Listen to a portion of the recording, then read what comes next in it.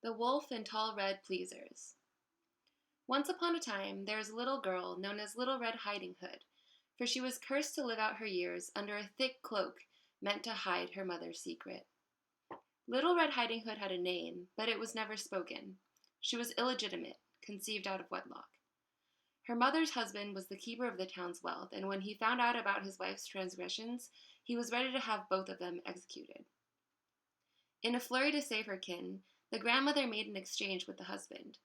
She would take the fault for her daughter's sin, claim the baby as her own, and serve the consequences of such.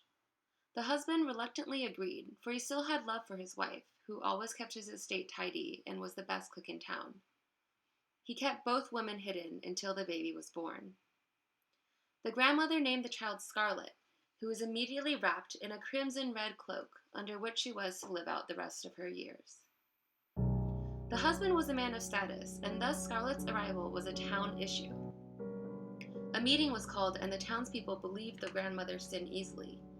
Elder townsmen corroborated rumors of the grandmother's lecherous past. "My father said she used to dance on the tent poles of those speakeasies erected in the woods," one man shouted. "That's not all that was erected," another smilingly remarked. "But how could someone of her age carry a child? Must have been some dark magic in those 7-inch heels she danced in. Disgusting.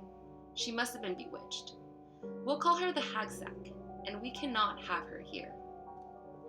All the townsmen laughed. They agreed they would not kill the grandmother, but banish her into the woods, back into the old tents where those speakeasies once stood. Her story became a cautionary tale against young girls who dared venture into the woods.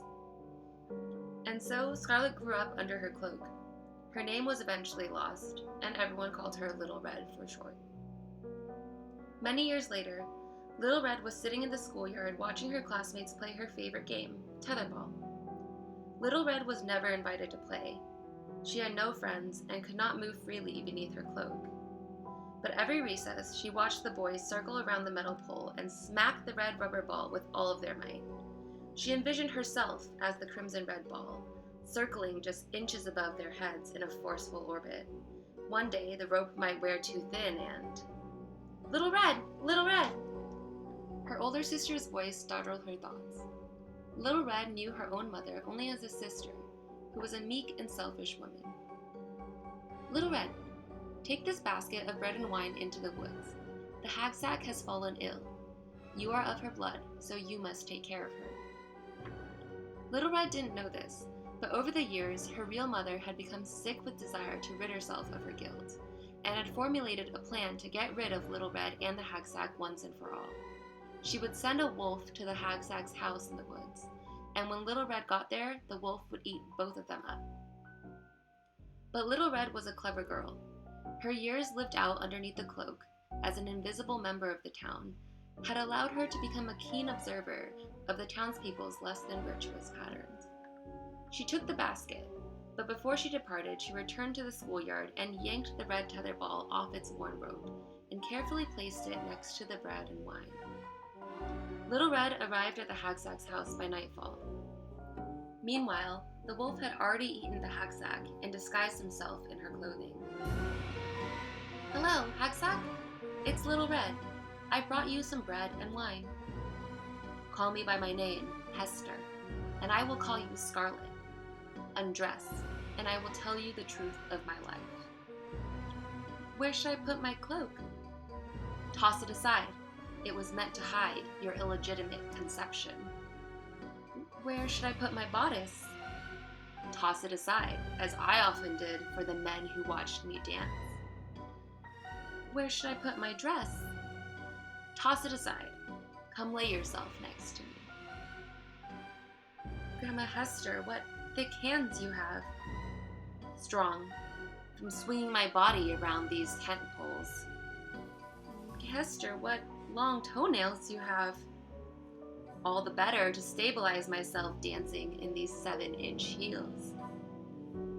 "Hester, what heavy breath you have." "From indulging in too much hooch." "Grandma Hester, what? Is this a tale?" "Yes. Your grandmother was a lecherous woman, and I ate her up for her sins, as I will do to you." As the wolf unveiled his mighty jaws, Scarlet quickly grabbed the rubber ball from her basket and stuffed it into his mouth so that the wolf could neither open nor close his jaws. She ran for the door past the tent poles, but as she stepped outside, she became intoxicated by the revelation of her past, and she turned her body back around. In one smooth motion, Scarlet gripped her right hand onto the sturdy post and threw her legs into the air, casting her body into a forceful orbit around the pole. The wolf reared on his hind legs, but now looked a bit clownish with the red ball stuck in his snout. Scarlet, who was swinging fast with a death grip cupped around the pole, clamped her thighs together and pointed her toes. She aimed her legs straight for the wolf's genitals and let go of her hand. Her body flew into the wolf, knocking him onto the hard floor, where he remained withering in pain. Scarlet slipped on her grandmother's 7-inch heels. When the wolf finally opened his eyes, she stepped both stilettos deep into each socket. All 7 inches sank into the back of his head, and the wolf lied lifeless. Scarlet skinned the wolf and buried the remains of his body wrapped in her old red cloak. She sewed a new cloak from his thick fur, and wore it with nothing else but her grandmother's blood-stained heels. And from this moment on, she became known across the lands as the Wolf and Tall Red Pleasers.